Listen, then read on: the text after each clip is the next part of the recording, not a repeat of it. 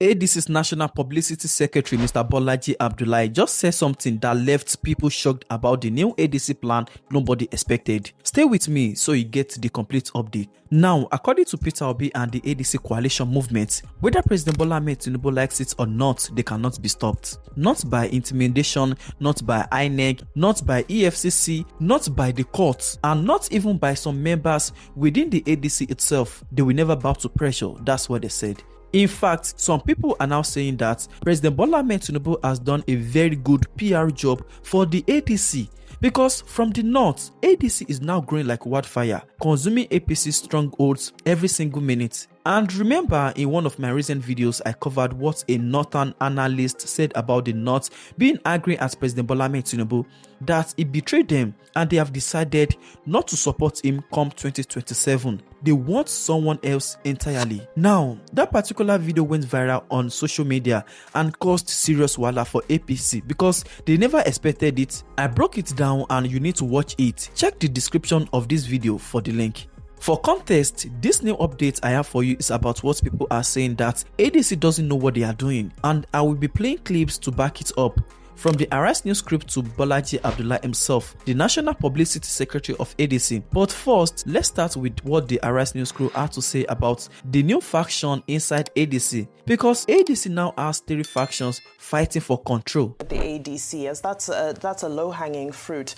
What we see are the politics of special purpose vehicles coming to play. And what happens with the politics of special purpose vehicles is that they are created and destined to implode. And this is what we see here. When a culture is created where there is no ideological framework, political parties exist for one to be able to win an election and share the benefits thereafter. Anthony Downs calls it the economy of democracies. And this is what we see at play. Again, we unpacked this in a number of different ways yesterday when we said that, well, there's enough blame to go around it. Some people blame APC, some people blame INEC, some people blame the ADC itself. But when you look at all of the details, there is enough blame to be shared in this issue. What does the constitution of the party say? Is it being respected? Who is acting on it? Who actually cares? What is the role of INEC in this? Is INEC overreaching? What is the role of the courts in all of this? So again, so many issues that will continue to unravel. I won't be surprised if another faction shows up, and saying that they favor the president, the APC, or so forth. We're going to continue to see this, and I'm a little bit disappointed in the coalition because one would have known in this current political climate to dot I's and cross the T's, but it seems that attention to detail was not paid. This is a developing story that we will continue to follow. ADC. Yesterday, I said, look, in this political arrangement where you have political parties in Nigeria that are things that you can just buy off the shelf as shell companies, buyer should beware. Caveat emptor, I said yesterday. Now we have one political party, the African Democratic Congress, one party, 3 factions. The boys who were speaking yesterday, who have now organized their own neck, who have also set up a new caretaker committee, which one man from Kogi State said is not even in the Constitution. So it gets curiouser and curiouser, as they say in the English language. And now you will have other people coming tomorrow and say, this is APC and President Tinubu again, who has farmed out a 3rd faction. The truth of the matter, as I continue to argue, is that these political parties, most of them really, are not organic political parties serving as an aggregation of the interests of the proletariat, of the people. They are just special purpose vehicles, shell companies that you can just buy for profit.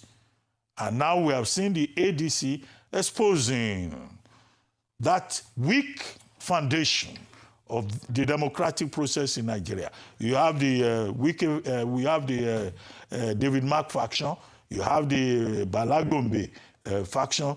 Now you have, well, can we properly call it the Dumebi Kachuku faction? So who is guilty here?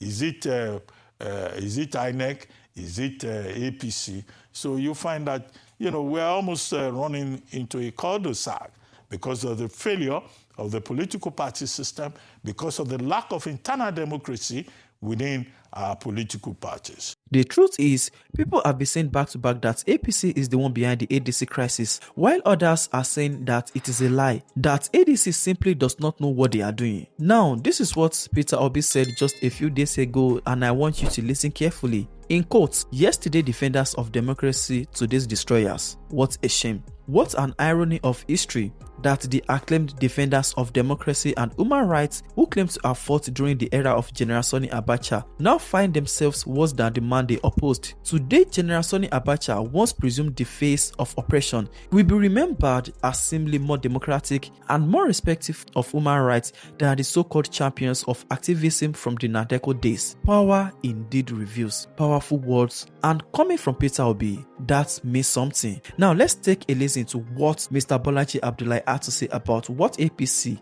are doing and whether they are behind it all, and whether ADC will still contest in 2027. Take a listen. If we move to another party tomorrow, the same dark hands that destabilize all the other political parties will creep into that space as well. Who is this dark hand? It is the ruling party. Do you have evidence today, or you just making... Let me ask you a question. You asked me if I have evidence, and some other people have asked me, what evidence do you have? Have you ever seen a witch that has blood on her mouth?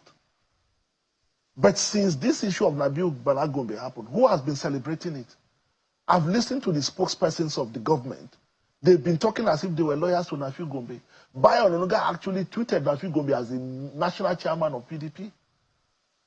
So it is the same agenda. They want a situation whereby when we arrive in 2027, President Bola Ahmed Tinubu will be the only viable contestant. This is the agenda. It is the reason they decapitated the PDP, now made it an appendage of the ruling party now. It is the reason they destabilized the Labour Party. It's the reason they destroyed NNPP. It is the reason they, all the Labour, all the SDP, it's the reason they did all this. Now, when we started the coalition, don't forget, it is the destruction and destabilization of these other political parties that brought the coalition leaders together. So that, just like you are advising, let's find alternative elsewhere. Don't let us be bogged down by this instability and uncertainty. Then we moved, we say, okay, we did our due diligence, and we moved into, we made sure we crossed. It took 15 months to dot every I's and cross every T's. Then we arrived here. At the beginning, they say, oh, those people, their ambition will scatter them. Oh, they are not serious people. They are disgruntled, power-drunk people.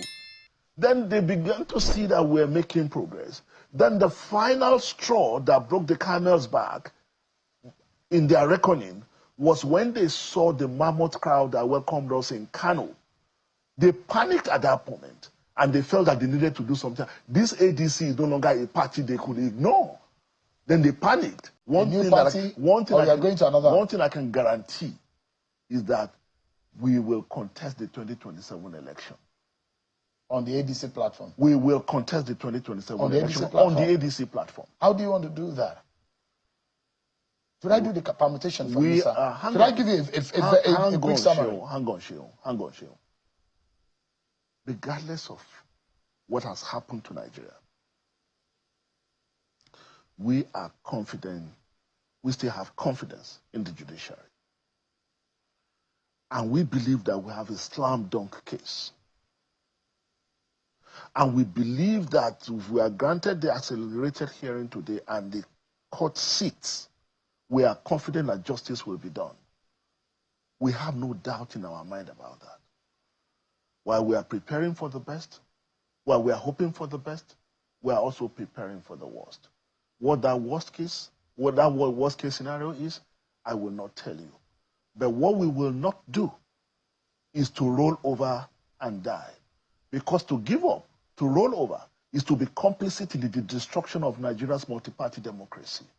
And we will not be complicit. Is there anything wrong with Nigeria's multi-party? Is there anything? Of course. Is it? I know you're just playing the devil's advocate. No, but I'm asking. Because the handwriting is very clear. You have almost 20 or more political parties in Nigeria. Come on. You see, all those other countries where you say they have one party state, it's not that they're not other political parties. You see all these small political parties hanging around, that they call and give money, just like many of these political parties have been. Because at the end of the day, when it comes to real electoral contest in Nigeria, even if we have like 30 political parties, it comes down to 2-3 political parties at the end of the day. Now, when you have destroyed all the political parties that are likely to pose any challenge, any real challenge at the election, and what you are left with are these small political parties that are not likely to even field presidential candidate or who have never won one councillorship election, and you say, oh, we have multi-party democracy. That is pseudo multi-party democracy. That is false democracy. And we are saying, in the African Democratic Congress, we are saying Nigeria will not become a one-party state in our generation. We will do everything within the law to resist it.